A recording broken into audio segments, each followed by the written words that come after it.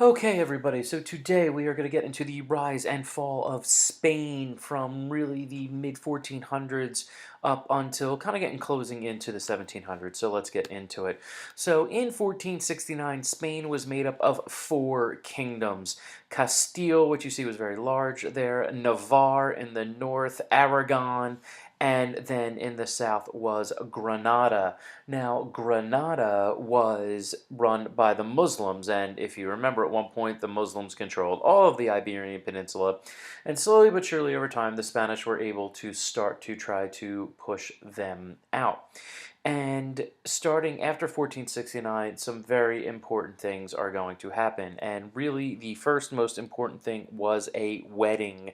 If you look on the bottom left there, that is Ferdinand of Aragon and Isabella of Castile that were brought together to unite Spain. Now, I say brought together because they actually, it seems like, genuinely loved each other. This was not a dynastic marriage. In fact, their parents didn't want them to get married. I don't want to go like full-blown Romeo and Juliet here, but, they definitely married against their parents' wishes and were able to eventually reconquer all of Spain from the year 1469 until really 1512 when they finally took over Granada.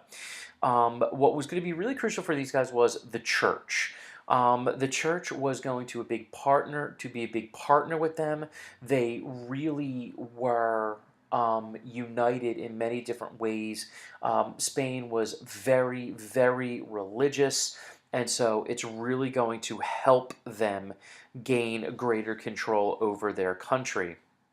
Now, there's a variety of different impacts of Ferdinand and Isabella here. First and foremost, they were very big on the Inquisition, which over here was led by Tomas de Torquemada. And we've talked about the Inquisition before and their goals to stamp out heresy. Many of the monks that did this were the Dominicans, who were often dressed in black and employed a variety of different torture methods and whatnot. But it seemed in Spain that this was a particularly intense inquisition in which they really went after both Muslims and Jews, which we'll talk about, which will be really, really devastating in the future. Because of their actions, Spain not only becomes very wealthy, but the wealthiest in the world, really. They will come to dominate much of the world, as you learned about in the video on Charles V. Their navy will become the largest in the world, and really Spain becomes a world power because of Isabella and Ferdinand. Now, I say Isabella's name first because from what we know, it seems, at least the documents given to us, it seems that Isabella was really the kind of lead guy here, if you will. She was really a brilliant leader, a woman that was take charge, and most of the policies that they did really were her ideas. After they passed away, they would leave the kingdom to their daughter Juana, as you see there in the bottom left there. Now, of course, you can see here the Spanish Navy. This is going to be absolutely huge. Eventually, kind of a bit of a downfall for them, which we'll talk about later. But they had ships, and they were everywhere, and they sailed pretty much across the entire ocean. Under their grandson, Charles V, who, again, you saw in the previous video, we again show we have all the Americas, we have everything over here, you have all this stuff in here, you've got some North Africa, and don't forget there will eventually be some things as well in the Pacific.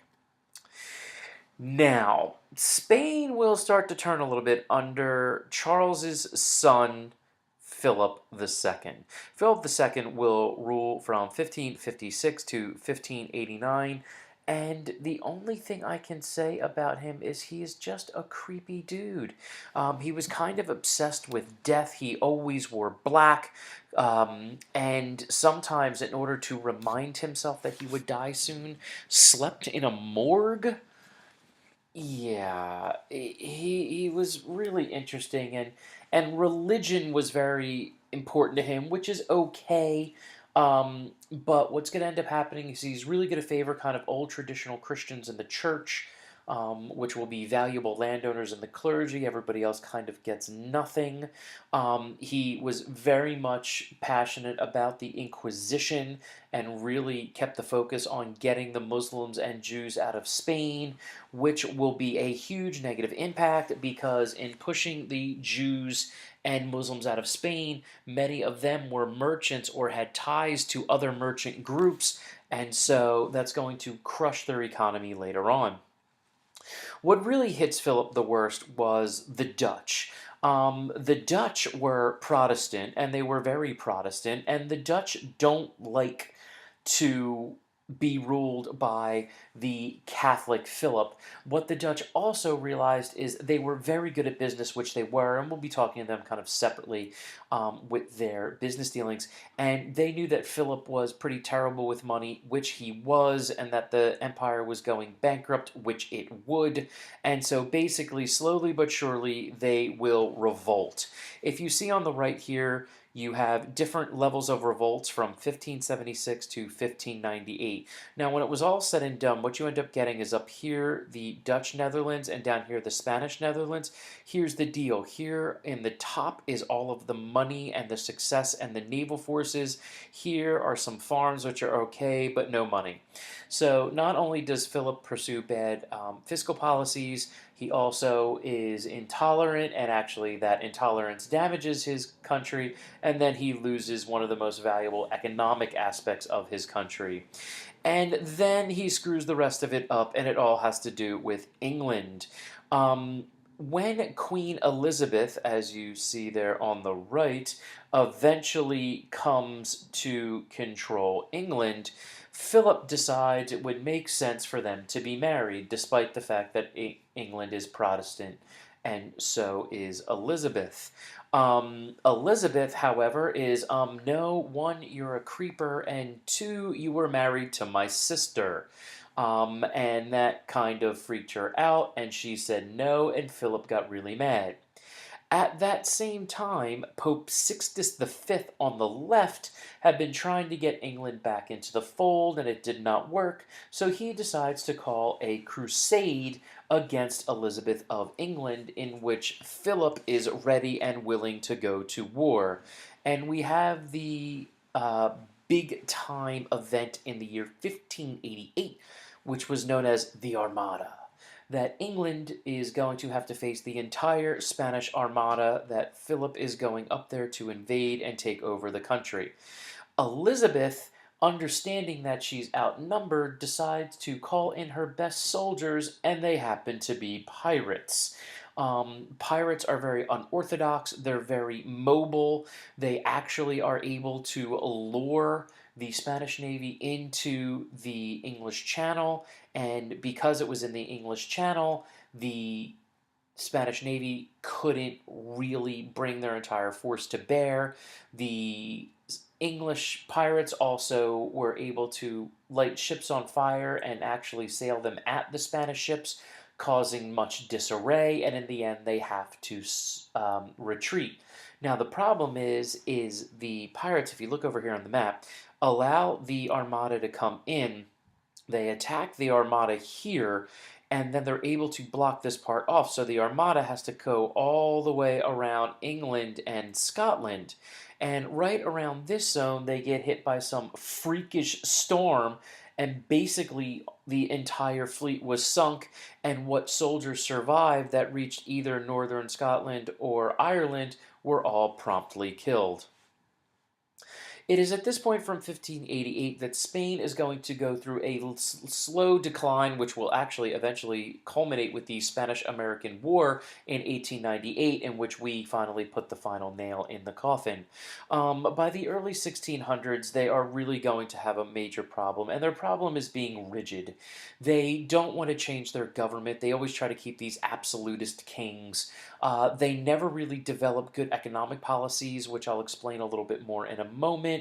government. They will actually have fierce debates between the church and landowners and the role of the church, and there'll be civil wars because of that. But really, it all comes down to the money. When they lost the Netherlands, that pretty much basically whacked their economic system. And they also fought a variety of different wars, and that doesn't help either. To go along with that, their economic policies is that they never really developed a manufacturing base. They use this thing on the bottom, if you see mercantilism, and you see that gold there. The idea of mercantilism was that you wanted to really conquer colonies. And then in conquering colonies, you would create a closed network of trade between your colonies and you. Now, the problem with Spain is that that only actually works is if you actually develop a business that when you conquer those colonies, you are able to develop manufacturing that then you can take goods and sell them outside of your country. And Spain never did that. They basically just tried to hoard gold, and that really wasn't really effective. And in the end, because of those poor economic policies, the lack of manufacturing or really the ability to sell anything really doesn't help. Eventually, they'll be hit by a series of droughts, which of course freak out a lot of people, and they don't have lots of goods to sell, and they get really expensive. And eventually, in 1647, the Spanish government actually goes bankrupt. So, what we actually see with Spain is a great example of a country that actually jumps out on the forefront, like under Isabella and Ferdinand, is able to achieve some great things, but never adapts to changing situations and gets itself in a position to thrive in the future, like England, and slowly but surely fades away.